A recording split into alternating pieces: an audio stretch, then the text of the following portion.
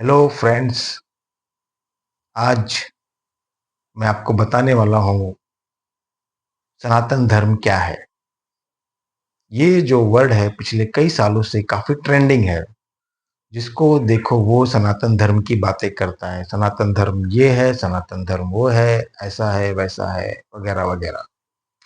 खैर, आज हम इसको वैज्ञानिक यानी कि साइंटिफिक तरीके से समझने की कोशिश करेंगे।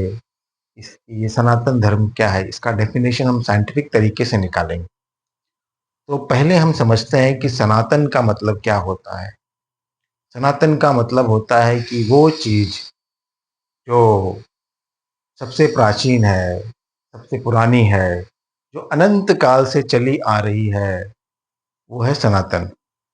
अब दूसरा सवाल ये उठता है कि ऐसी कौन सी चीज है जो सबसे प्राचीन है, जो अनंत काल से चली आ रही है, और वो है ऊर्जा, यानी कि एनर्जी। एनर्जी वो जो हमारे अंदर है, सब जगह है, हर जगह फैली हुई है एनर्जी। ये पूरी सृष्टि एनर्जी पे ही चल रही है, और ये एनर्जी ही सबसे पुरानी है, सबसे प्राचीन, जो अनंत काल से चली आ रही है। इवन जब ब्रह्मांड की जब शुरुआत हुई थी तो इसी ऊर्जा से ही शुरू हुई थी। इसीलिए ये ऊर्जा ही सनातन है। अब अगला सवाल ये उठता है कि फिर ये धर्म कहाँ से आ गया।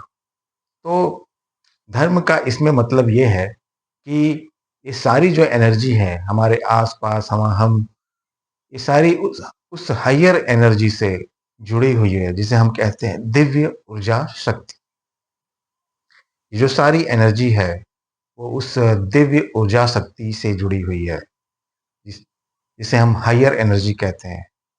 और इस धरती पे हर एक व्यक्ति का, हर एक जीव का एक ही मकसद होता है, उस हायर एनर्जी को पहचानना, उसे समझना। अब उसे जानने के लिए, उसे समझने के लिए, उससे जुड़ने के लिए हम जो भी करते हैं, जो भी हम साधना करते हैं, जो भी प्रार्थना करते हैं, जो भी योगा करते हैं, आप जिस भी तरह का रिचुअल करते हैं, वो कर्म ही आपका धर्म हो जाता है। तो आप किसी भी संप्रदाय के हो, किसी भी कम्युनिटी को हो, इससे कोई मतलब नहीं। उस दिव्य ऊर्जा शक्ति, जिसे हम भगवान कहते हैं, गॉड कहते हैं, उस दिव्य ऊर्जा शक्ति से जुड़ने के लिए आप जो भी करते हो, वही आपका धर्म बन जाए, और यही धर्म सनातन धर्म है। अब आपको लग रहा होगा कि मैं हवा में बात कर रहा हूँ, तो ऐसा नहीं है। इसके रेफरेंस आपको भगवत गीता के चैप्टर नंबर 2 और चैप्टर नंबर 3 में बड़े ही डिटेल में मिल जाएंगे। आगे आपको ये जानकारी कैसी लगी, मुझे प्लीज़ बताइएगा। अगर मुझसे कोई गलती होगी तो मुझे माफ़ कर दीजिएगा। हर हर महादेव।